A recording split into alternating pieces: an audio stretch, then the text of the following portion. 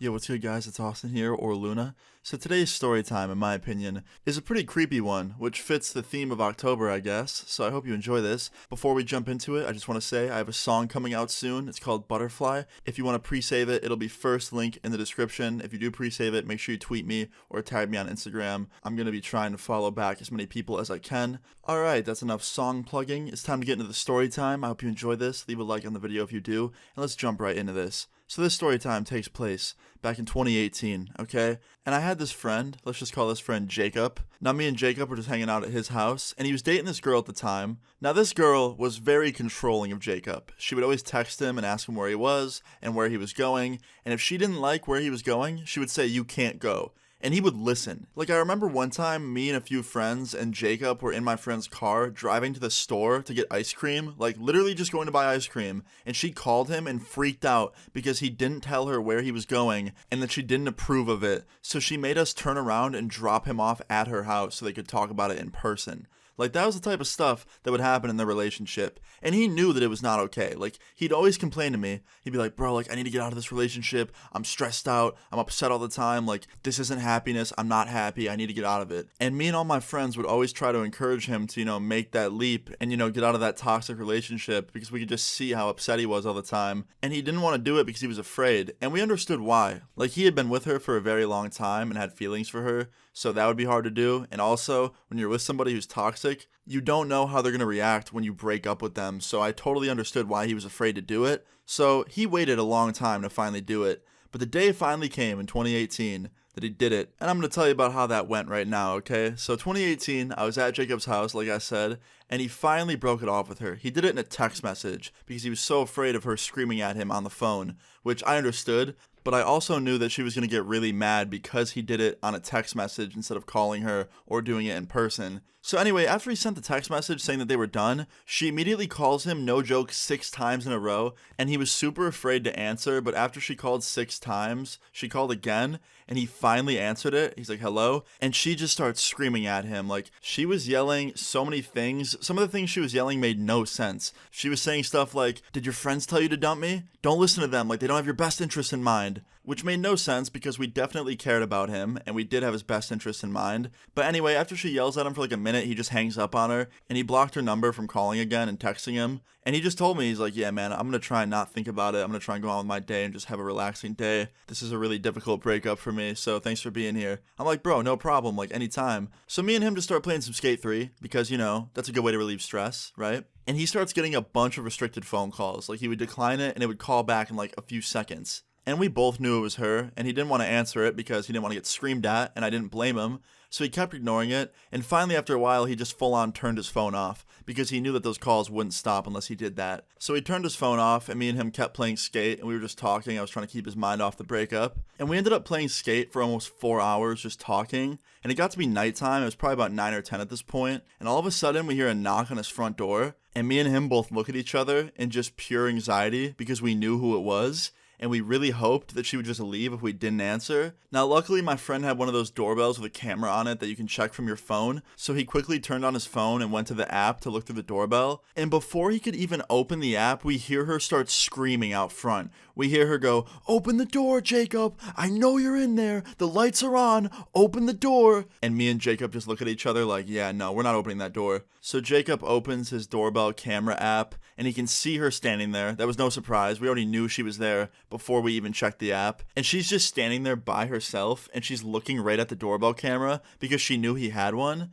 And she starts yelling into it. She's like, "I'm gonna break this door down if you don't open it. I swear, I'm gonna break it down." And Jacob just closes the app, and he looks at me, and he's like, "Let's just go to my room." I'm like, "Yeah, man, I can't sit in here any longer and listen to this." So me and him get up, we go into his room, we sit down in there, and he's on his computer just trying to not think about it, and I'm on my phone, and I'm thinking like, she'll get tired of this in like 5 minutes and leave. No, she stands out front for like 20 more minutes just yelling and pounding on the door with her fist. So Jacob decides to open the app again and see what she's doing, and she was still just standing there screaming at the door. So me and Jacob just watch her on the camera for like 2 minutes just banging on the door and yelling, and all of a sudden she just yells, "That's it," and she turns around and starts walking back towards her car. And me and Jacob had no idea what she was going to do. So that could mean, she was going to grab something out of her car and, vandalize Jacob's house. or, something to possibly break into Jacob's house, or she was saying that's it, as in like, I'm done, and she was going back to her car to just get in the car and leave. But we had no idea, okay? So we're just sitting there anxiously waiting, looking at this phone app, seeing if she's going to come back to the door. And she starts walking up to the door again, and we can see something in her hand. And as she gets closer, I realize it's a screwdriver. She has a screwdriver in her hand, and she goes, "I'm breaking in." And she starts jamming the screwdriver into the door, like keyhole, and starts trying to like pick the lock with a screwdriver, which obviously wouldn't work. It was a huge screwdriver that definitely didn't fit in that keyhole at all. And then she started trying to pry the door open with the screwdriver. That didn't work either. Jacob had a pretty strong door. Jacob lived alone, so he had extra locks installed on his door for safety. So we really highly doubted that she was going to get into this house using a screwdriver and that only. So she gets really mad after 5 minutes of trying to pick the lock with a screwdriver and pry the door open and stuff. So she turns around and runs back to her car, and she grabs an old vape, like an old box mod vape, and she comes up to the front door and starts throwing it at the door and picking it up and throwing it at the door again. And then she picks it up and throws it at one of Jacob's windows, and luckily the window was strong enough to not break. Either Jacob's window was really strong or she just didn't throw very hard at all. Either way, his window didn't break, and that was a good thing.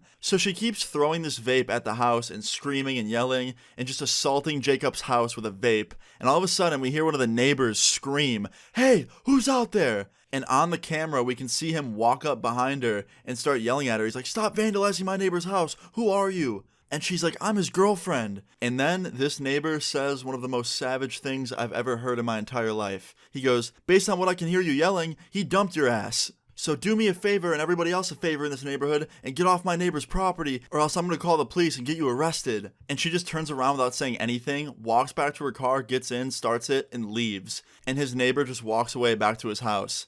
And me and Jacob just look at each other in pure shock. We couldn't believe what just happened. We couldn't believe that she was at the door screaming all those things and, trying to break in. But we also couldn't believe that his neighbor came over like that and just shut her down completely. It was crazy. So after this happened, 5 minutes later, Jacob and me decide to go outside. And Jacob goes up to his neighbor's house, knocks on the door. His neighbor answers. He has a nice smile on his face. And Jacob thanks him for having his back and, making her leave because Jacob didn't know what to do. And his neighbor was like, "Yeah, man, no problem. No big deal. I'm sorry you had to deal with that. Hopefully she doesn't come back. And if she does, let me know. I can always call the police if you need me to." And yeah, this guy just had Jacob's back, which was nice to see. He was a really chill guy. So anyway, after that, Jacob says goodbye and have a good night. We both go back to Jacob's house, and we just kind of sit there waiting to see if she comes back the rest of the night. And she didn't, which was good. I ended up leaving at 3 or 4 in the morning because, there was probably no chance that she was going to come back at that point. So Jacob took me home, and the next day I went back there with another friend of mine, and we just hung out there with Jacob. And of course, he got a bunch of restricted phone calls, and she wasn't giving up at trying to talk to him, but he just kept ignoring him. And finally, after a whole week, the restricted phone calls stopped, and that was the end of him being bothered by that. And she never came back to his house once after the first time, which was also very good. So yeah, in the end, Jacob was okay, everybody was all good, and a month later, he was feeling a lot better about the breakup. So yeah, I'd say the story time had a pretty happy ending.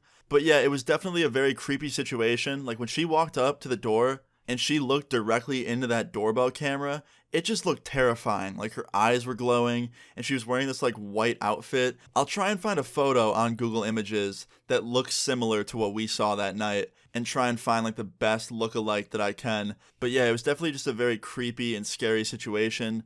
But yeah, guys, I hope you enjoyed this story time. If you did, please leave a like on the video. I'd really appreciate it. Feel free to leave your story times in the comments down below and subscribe if you're new. I'll see you all later. Peace. You talking down when you looking up and I'm like, what's up? They leave me out for the dead and now they know they're fucked. All my texts are unread, that's how